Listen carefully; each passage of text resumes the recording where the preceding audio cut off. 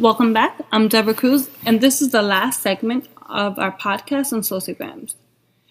Today we learned what a sociogram is, the important terms that coincide with the method, we learned how to use it, and we even conducted our very own using students in Dr. McIntyre's SPED 751 Section 1 class.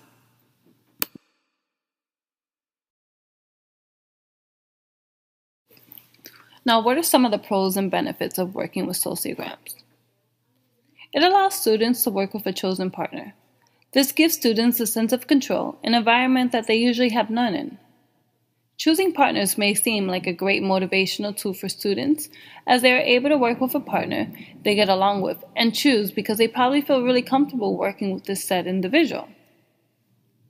It also helps isolates. Social isolates, which are the people who are not selected by anyone, have the opportunity to be placed in a more interactive situation where they could possibly foster relationships with accepting peers.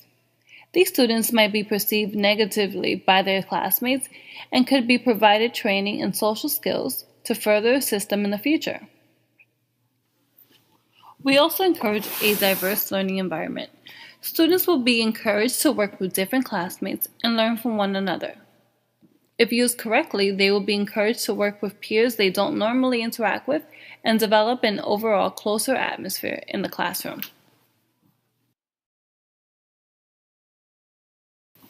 There are also some cons of using this method. Fortunately, this technique is not always used, but some educators do prefer to use this method in their classroom. With negative nomination, a question like, "Which 3 people do you like least?" is asked. Although this can assist with discovering bullying or negative behavior in the classroom, it can also make for a hostile learning environment. If the outcome of these types of sociograms does not remain confidential, students might lash out against one another. Then there is fixed rank negative nomination, a technique where students are asked to rank the individuals from most to least disliked. This type of rejection can be accompanied by harsh emotional behaviors and interactions by their classmates. This can actually intensify bullying and, in worst-case scenarios, lead to physical altercations. No one wants to feel as if they are not liked by their peers, especially children in grade school, where sociograms are first introduced. Being an isolate. These children may already know that they don't have as many friends as others or that they don't interact with their peers as much, but being clearly labeled as the outcast is a hard pill to swallow. It brings unwanted attention to them and has them feel as though relationships forming afterwards are simply forced.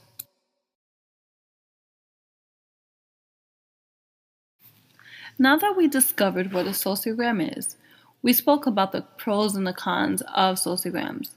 The question I would like to present to everyone is, do you believe that sociograms are appropriate for every environment?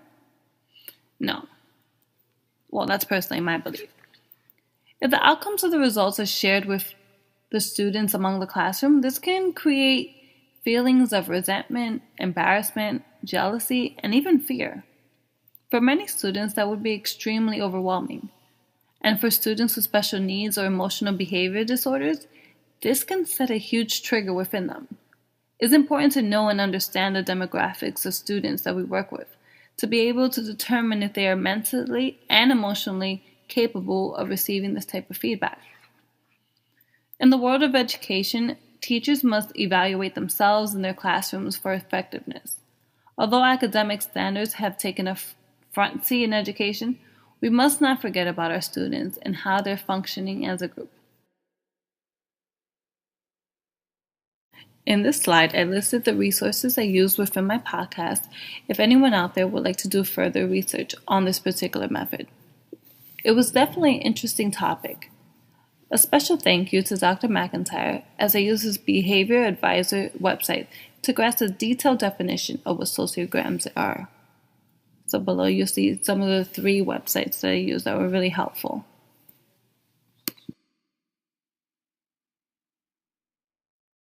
Looking to further use sociograms for personal reasons in your life, but perhaps you're not too fond of making all those lines and interpreting the data yourself. No worries. Just as I promised in the beginning of the podcast, I have a special treat for all of my fellow viewers out there. And all you need to do is reach into your back pocket and take out that handy dandy smartphone. Okay, so first thing you're going to do is you're going to go to your applications setting. And for you iPhone users out there, you're going to go to Apple Store.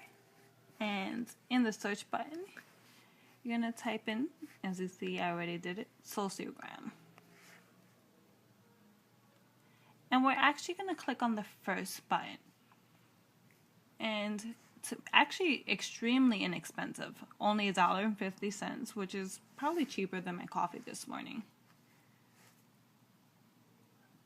Okay, click on that button as well.